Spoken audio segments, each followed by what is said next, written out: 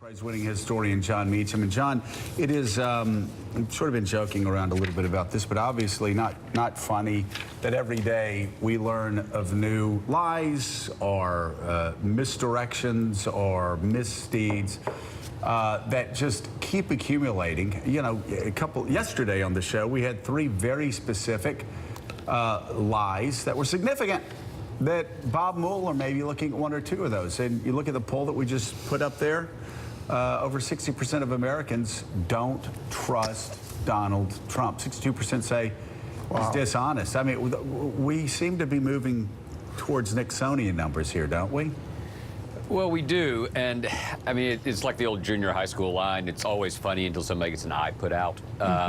And so at some point, he's actually going to have to go out and tell the world that something serious has happened, and the United States is going to try to project force to defend our national interests. And he's going to have to try to define our national interests in a clear and coherent way, which is a fundamental task of the presidency, really since Washington and Adams and Jefferson all the way through, is you have to articulate why we do what we do.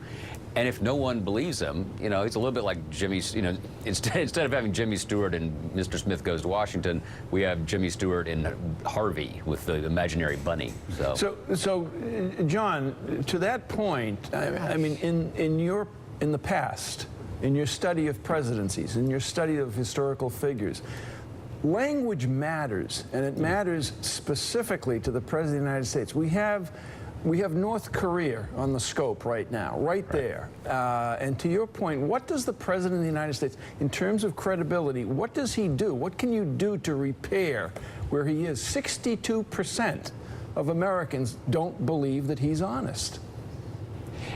I'm not entirely sure that this president can repair it. It's particular to him, but in so many ways, sort of like the basic dysfunctionality of Washington.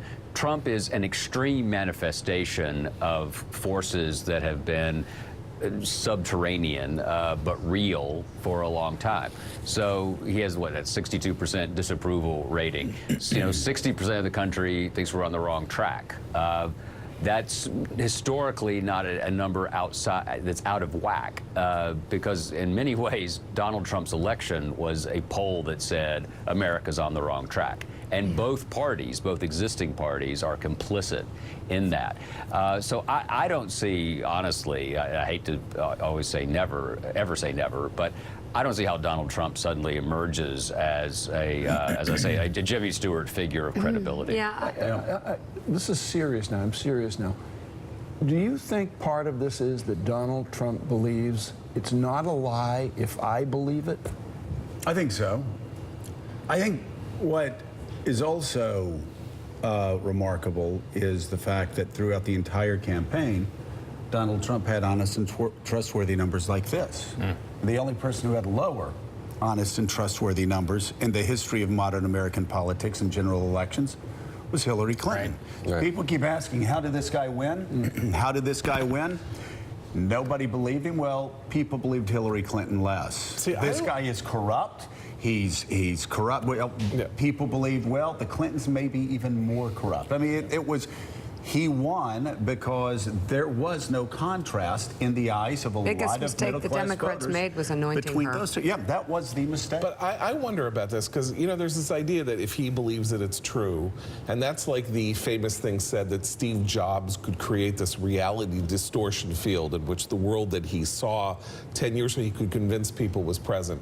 I think this speaks to an unbelievable degree of cynicism.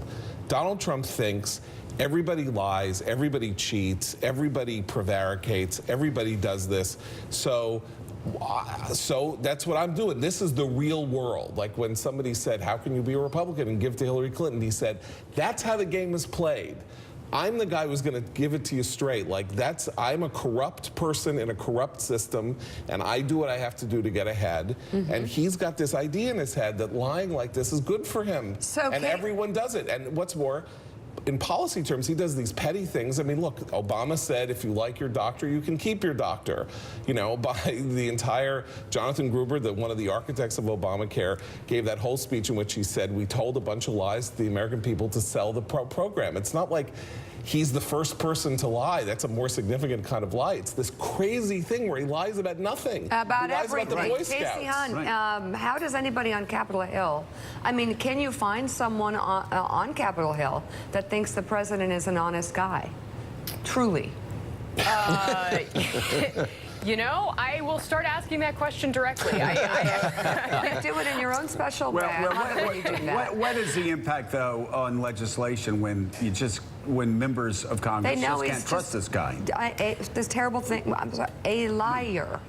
Yeah, I mean, look, I think, Joe, you just hit on the main real-world impact for members of Congress, which is, you know, they don't know what the president's going to say on any given day. They don't know if he's going to say the same thing today as he does tomorrow. I mean, even if you look at, you know, his own positions, which aren't a lie or not a lie, because obviously the president can change his mind over the course of the day. But, you know, one day it was repeal, then it was repeal and replace, then it was back to straight repeal. I mean, nobody can really keep up with, you know, where he is on anything, and so they have to rely on the people around him. I think that's partly why General Kelly will be so important, because that's going to be a new potentially stabilizing force for these guys. Yeah. So, John, do we replace Donald Trump, whether he leaves in 4 years, 8 years, or 2 years, with Gerald Ford replacing Richard Nixon? Does America, through history, is that how America rebounds, or do we just become even more cynical?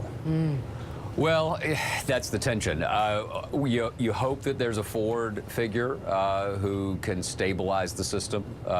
And one of the ironies here, and I think that we're going to be dealing with this for a long time in the political culture, is a base of Americans who don't trust Washington sent someone to Washington who is fundamentally untrustworthy.